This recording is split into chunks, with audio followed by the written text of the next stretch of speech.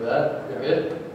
Okay, so the CO2 scrubbing is how they actually remove the CO2 from the natural gas before it's produced. They use a solution, an amine solution, an MDEA, or methyl diethanolamine, and they have two containers basically where it comes. So the natural gas comes through and bubbles through an amine water solution, and the water is present to add an extra hydrogen to the reaction, so that they can solidify the CO2 in a bicarbonate.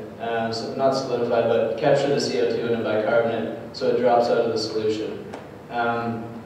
Your CO2 drops out, and through a flashing process and some pumping processes, they extract the amine, recirculate it back into the amine scrubber, and the CO2 is then pressurized and put into the reservoir. The reason they use the MDEA, it's very low. It's a low corrosive material, so it aids in the piping, so the piping doesn't degenerate over time. Again, it reacts with the CO2. They also use it in filtering out H2S from gas as well, hydrogen disulfide. Hydrogen sulfide, sorry. And low heats of reaction, so that they can vary the temperature to help increase the amount of CO2 taken from the gas.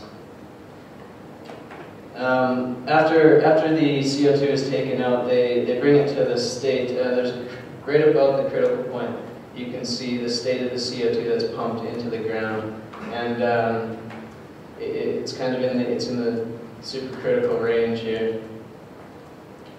And so they pump it in, and what you're looking at here is this is the sandstone formation, and this is your cap rock. And of course, the formation isn't homogeneous. There's layers of shale throughout the formation. So they're injecting in the bottom, and they're allowing this CO2 to kind of rise up through the formation, where it hits the cap rock and eventually stays and is sealed in the reservoir. We have a short movie kind of to go over all the processes again, so I'm going to show you guys that.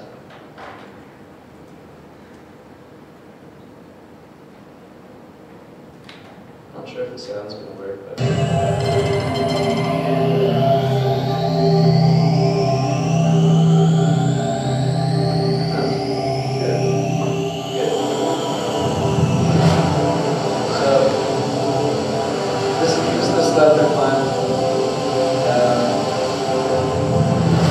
them pulling the natural gas from the bottom reservoir, which is the picture you saw before.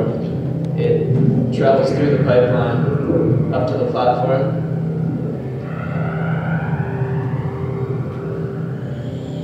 Okay, it's pumped over to the separation facility. Pumped through an amine scrubber, the CO2 drops out of the bottom, natural gas continues onto the pipeline. Now let's follow the CO2. And the CO2 is pumped back into the reservoir and essentially stored.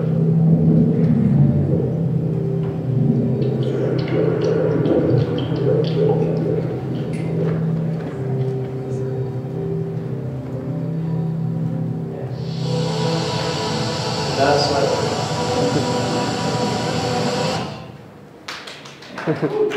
we're not done yet. But it was a nice little break. Okay. Now we're going to go over the finances. Here's the